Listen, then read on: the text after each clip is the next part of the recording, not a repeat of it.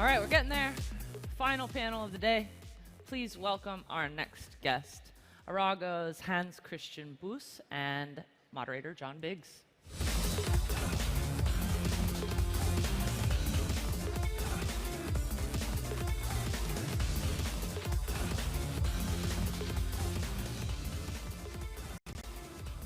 So this is the last panel of this whole event.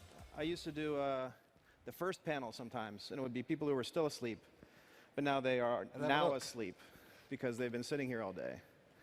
Our job to wake them up again. Okay, so I'm very excited about this. Before we begin, this whole panel is about playing Civilization. Do we like video games? Yes, Civilization? Yeah. Scream loudly and with great joy. Yeah! All right, yeah, perfect. Sounds good. So, we're going to start a game, right? We're going to start a game of Freeciv. Yeah, if we can show the video of how we start the game. I mean, this is... Oh, Okay. it's up there already. So this is a live game started. of Freeciv, which is a free version of Civilization. I love this because when I worked at campus police when I was in college, I used to tell my bosses that I was going to the computer cluster to work on a database, and in fact I was playing Civilization for hours at a time. And I think the statute of limitations is over, but why don't you explain what's going on here, Chris, because this is fascinating stuff. A robot is actually playing this game, right? Well, right now we see our AI platform playing this game, and it has just started, so it's figuring out where it's got to land. It is not like a normal AI in a game. It only sees what the player would see, and it only acts on what the player could act on. It's not a perfect information game like chess or Go. And this has only started, and we'll check back in at the end of the panel and see how far it's got, right? A normal Civilization game takes like 8 to 9 hours. We don't have that much time, right? It's taken a lot of my life out of, it's taken a lot of my life, like years. So tell us a little bit about Arago, your company, and what you guys are trying to do, and why you're doing this at all. At Arago, we started a long time ago, actually in 1995, to research general artificial intelligence. Being Germans, like we did a lot of engineering and a lot of research and never talked to anybody until 2008 when it started working. And then we were looking for a use case for the whole thing, and we actually went out and said, okay, let's apply to something that no one likes, especially in the tech world, which was system administration, because we had to manage our systems ourselves and we didn't like it. So we replaced that with a machine, and it turned out to be a fantastic business case. And then people started shifting us into this, oh, you're an IT automation company. We said, like, hold on. We're an AI company, and we've been working on this. Let's show you that we can use exactly the same software to do something completely different and something that was declared impossible, which was playing strategy games. Okay. So how did it feel to be an AI company back in '94 when you guys first started? Everybody told me I was completely nuts wasting my time. Like what computers were you using? Like a 486 and a yeah, in '94 we were using Pentiums already. Yeah, it was very slow at the time. So we spent a lot of time working on performance and tuning algorithms and fine-tuning inferences and stuff like this. But it has evolved over time. And why did you keep going? It's been, so you started in '94, and then 2008 is the first year you're actually able to produce stuff. If any one of these guys out here tried to do that, I think their investors would summarily shoot them. Well, we all financed it ourselves because AI is such a topic, such a broad topic, that if you're really aiming not for a narrow application, like you see many very narrow applications of AI algorithms today, we were aiming at producing a general problem solver. Okay. And it just is a broad field. Okay, so why don't we look at a very short video. You're going to describe how your AI works, what your AI does in both the IT world and in the gaming world. And it's the yeah, so how the short video of how people are actually teaching the AI. Okay. What we see here is kind of a strategic goal is already running, and you see different colors are different people adding experience while watching them, while playing with them, and then we ask the AI to solve the problem by itself, and you see the circles are players, and at the end, we learn from the games. That was all the video. Okay. At the end, we learn from the games and see like what was the best kind of experience to be used in what kind of context. So this is a combination of machine reasoning and machine learning, okay. Which I believe is the logical next step of in order to get more general in the So to be clear, if I wanted to teach your system how to I don't know, set a watch or set this clock here, you would bring multiple people into the room, and they would do different things, and the robot and the machine would watch these people, figuratively, I guess, do this task, and then recreate that task itself using weighted decisions. That we would just do machine learning. We do that also, but we Okay. also ask people, like, wow, you set the watch. How did you do it? Okay.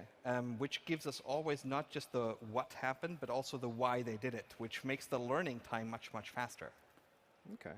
So why did you guys choose Freeciv? Was there like a big Freeciv fan on staff? We have a lot of Civilizations fans, actually, as it turned out. And Freeciv is because we were lazy, that they had open APIs, we could just clunk into them. I mean, you've heard on stage here that now with the OpenAI universe, you have APIs to games, and with DeepMind, StarCraft giving them access, like Blizzard giving them access to the games. We just were looking something where we didn't have to spend so much time on programming APIs, but actually could spend time on learning gameplay. Okay. So walk me through the process of getting a game ready, or even getting a task ready. What did you guys have to do to start understanding the Civilization game? So maybe I should give the timeline as well, because I Okay. think that's quite extraordinary. So the whole idea popped up in end of June, when we had a big barbecue in the backyard of the company. And seriously, like, this is... So it's like a nerd hold my beer kind of situation. Like, Yep. I'm gonna teach a It's- robot to play Freeciv. It's seriously what happened, because we were like, why do people always like don't look at this kind of what we're doing? And so the guys are like, we should play games. We said, but games have already been played. So they opened up research papers and said, like, the only thing they say it's impossible is play strategy games. So let's do that. Okay. And the next guy says, like, okay, let's play Civilization, because that's what I do every night. And that's how it started. And what we did then was teach the machine very basically the gameplay, like what's the map, what are cities, and so on. The basic stuff until it could like play a game against the inbuilt AI. And then we went to the Freeciv community, and in the community we asked people, look, we have this AI, we want to teach it to play, we want to give you a good AI opponent, because the machine AIs that you have built in are not comparable to human players, and we need your experience to teach it. And we got tremendous feedback from these guys. It was absolutely fantastic. We also vowed to give them the result in the end back to the Okay. communities, and it went from there. And now we're playing against the top 30, and the top 30 are actually teaching us, so it's pretty cool. So the machine learns from the player as it's playing. Yes. Okay, so it's like in war games when you trigger thermonuclear war. We Do you try have- not to trigger do you have thermonuclear that? war. Actually, Do you have those capabilities? actually, we're biased. The only thing we put in as a bias that we prefer the space race to a total world domination. Okay. Phase, but that's the bias we put in, because we're IT people. We're kind of peaceful. All right, good. All right. So there's not gonna Professor Walken isn't gonna have to save everything for us. Yeah, no, I don't think we are running into the into the tic-tac-toe game. Okay, so how did it feel to have the machine win for the first time? It was totally awesome, right? We announced the whole interaction with the community in New York, and the week we announced it, Facebook published a paper that it's not possible. So literally, they said In you the can't- next 5 years, it won't be possible from Facebook research. to And beat a strategy game or to beat Freeciv. to beat a strategy game, and they had StarCraft and Civilization as examples. Okay, so Facebook was a bunch of punks, and you guys were just like, look, we did it. No, I think it's the exponential thing, right? 5 years and 5 months got confused. 5 months later, we're done. So how did it feel? What was the first game that you guys won? Was it against a human? Was it against itself? Or It was against the in-game AI that we actually won the first game. Okay. And the first game we won against a human, that was totally awesome, because the guy just couldn't believe it. He like, really? That happened to me now? And then it turned out that his own experience was the major contribution to beating him. so he just beat himself. Yes. Okay, so and are the players afraid that you're going to steal their souls? Do you have that no. capability yet? Not yet. No, we're not the succubus. We can't go for the souls. Good. So we're going to watch a game. It's very sped up, and it's a couple minutes long. But if we can just go through some of the things, and it starts out at the very beginning. Why don't you describe what's going to go on in the video? Yeah, if we can have the video of the gameplay, Sure. then yeah, there we see. This is exactly the same platform we use to normally run IT systems. Now it started the civilization. 1,000 years later, it has already gotten much of the continent populated. And it builds a lot of cities, right? It builds quite a lot of cities. It actually has a tactic of occupying as much resource space as possible, because it has taken in this game very early the decision to go for the space race. Now you see that it's starting to trade, going for all the trading routes and intensifying the trading. You'll see some warfare in a second, like get off the lawn, please. Trading and actually what we'll see in a second is that this thing won the space race without even having a full map of the globe, and in the 1800s. Okay. Which is quite rare in Civilization that you run into these games that early. Right, so it was very, very focused on researching technologies. It's mainly because we used knowledge from people who are very tech. Like we have other sets of knowledge from or experience from people that here we won the space race already. We have knowledge from other people that are much more aggressive, and you'll see much more battle. Here you saw a lot of trade and a lot of research. Okay, is there anything specific that the machine does that the human wouldn't do? It's done a lot of funny things. So for example, one thing that got a lot of feedback in the community was it built a trade route from Pyongyang to Washington. Okay. Right. Another one was it had a terrorist attack in the U.S. And it had no better idea than to put a submarine into Lake Michigan to fight off the terrorist attack. But can you see what it's doing, or are there any unexpected things, like it won because it did something very, very unusual? I mean, I guess it won because in the 1800s to have the space race. It's just very consequent, right? So it invents communism very early and then gets rid of it very quickly. All these things that we probably didn't do right in the first place. Okay. But post-mortem analysis, you can very easily see where the game changers are, where it sped up and where it won. All right, very cool. Could you put two AIs together and just have them fight? What would happen there? Well, this is what we mainly do for machine learning. Okay. And it's actually quite interesting because we can have two AIs play each other with the same knowledge set. Then it's pure machine learning as you know it. But we can also have an AI fed with experience from one or more players playing against another AI fed with experience from different players. So you can have virtual instances like clones of these players playing against each other, which is how we evaluate which players give the best experience for what kind of map, for example, or what kind of resource situation. So I guess the age-old question is this AI? You've been in this for decades. What is an AI going to look like for us in the next 10 years, the next 20 years, the next 50 years? Is it just going to be something similar to this? Is it going to fix my computer for me, or is it going to take over the world and enslave humanity in battery-shaped pods? I don't think it's going to do the latter. Okay. I think it's an unrealistic expectation. I saw a documentary. You saw a documentary how it would do that? Yeah, it was called The Matrix, and it was very fascinating. Yeah, I like that, especially the reboot bit. Yeah, the reboot. Right? So when it gets rebooted. Okay, so what's it going to look like? That you have to introduce kind of a messiah to do reboots is Yeah. fun, but I don't think it's a realistic scenario. I keep saying that the only way that we can make AIs truly fight us is by teaching them our values, and then the AI finds out that the only people who are not listening to their own values is us. Okay. But stay away from the obscene jokes, right? I believe what we're going to see, and this is what we're actively working on, is all the business processes will go into an AI. And this is why we started with IT administration, and in order to prove that it's generalizable, are now doing gameplay. We actually can see that we can use the knowledge of gameplay somewhere else. So the question is, how much do you have to teach it before it can do something, transfer knowledge between verticals completely by itself?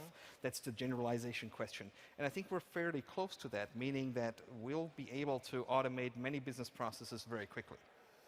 Okay, so I think we talked earlier about the ability for this AI to be used elsewhere. So what are some examples of places that you've used the video game AI in business?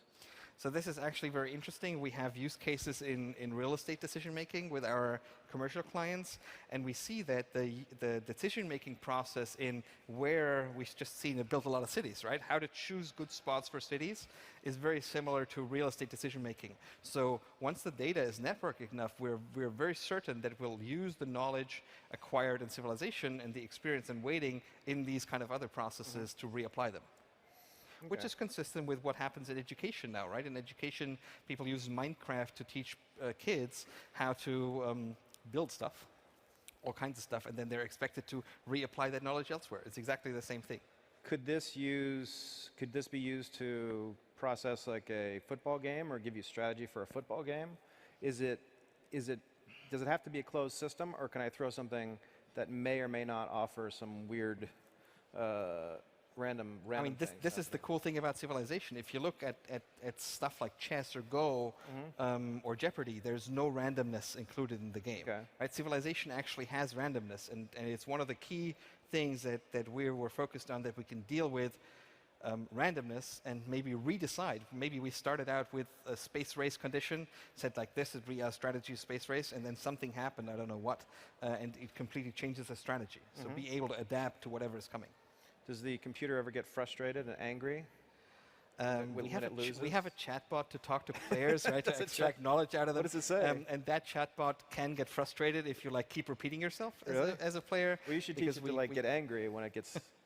Yeah, I don't know. So far, I think the players get more angry at us if we're too stupid to listen to them. So, what's the true test of an AI? The Turing test is essentially gone, right? We're basically done with that. Well, but we've cheated our way around this, exactly. right? So, and it's because natural language stays the holy grail of AI, I believe, and it'll be a while before that. But we're so focused on this natural language piece, I believe that we will see a lot of things that we do every day go before. And since those change the world quite a bit, it's what we focus on, right? Yeah. Like, look, IT administration, we get 90% automation. Like, what do you do with 90% automation? And is this like a party favor that you give out to your IT guys? You're like, you can have the IT stuff, but you can also play Freeciv with a robot if you want. How do you guys use this? Actually, I mean, the funny thing is, we did this completely separate. We said like, this is one is the business and this is the fun. And it turns out that this is the best thing we ever did for business. A, because the feedback cycles are very short, and B, because the business guys who buy IT automation don't do IT administration themselves. So they want to see the cognitive ability of the software. We did tons of very mathematical things to explain that to them. Now we just show them a Freeciv game. They go like, wow, it can do that. So these guys might be thinking about embedding AI into their products down the line, or even right now. What should they be looking at in terms of adding chatbots, in terms of adding strategy systems, in terms of even just automating your IT, just like what you're talking about? So, well, by the way, for smaller startups and so on, the IT automation that we give is for free. So if you need something to manage your Amazon stuff and so on, you can just download it. There you go. Yep. But also, I believe that if you are really trying to embed AI into your systems, don't do natural language first, because it's the most difficult one to do. And you'll see that a lot of the chatbots we see out there that are not fed by humongous amounts of data are not going to be very good in results. They're going to feel very much like an old IVR system. Press 1 to do this. So it's probably not the first thing to do. So I think there's two things. Either use a strategy system like ours, or use a more pattern matching optimization system like the classical deep learning if you have a narrow optimization problem. Okay. Are you into like Watson at all, or is that like you guys make fun of Watson? I think the other robots make fun of each other? I think it's a very good programming library, but it's a programming library, right? So if you're not willing to do programming, you shouldn't use it. And all the chatbot startups, are those guys kind of tilting at windmills? No, I think the whole conversation and dialogue thing hasn't been worked out yet. human constantly is holding 2 to 3 dialogues, like we have 3, 4 topics right now. Machines can't do that very well, so if someone has a very smart idea to do that, it's totally worth trying. All right, so let's see where the robot ended up. It started out at a very small city. Oh my God! So it opened up about 5 or 6 cities already. Right, in just 20 minutes. Yeah. We're doing pretty well here. Okay, is this one going to win? Can you tell already just by looking at the matrix there? No, it's not tellable yet, but very likely it wins since now, since we're now winning against 80% of the humans and always win against the computer AIs. It's, I would say we're quite there. I mean, everybody's announcing that stuff. We've already done it. Yeah, you have to send us a link so we can all play against the robot and cry when we lose. All right, thank you, Chris. I really appreciate this. Thanks, John. This is a lot of fun. All right. Thanks.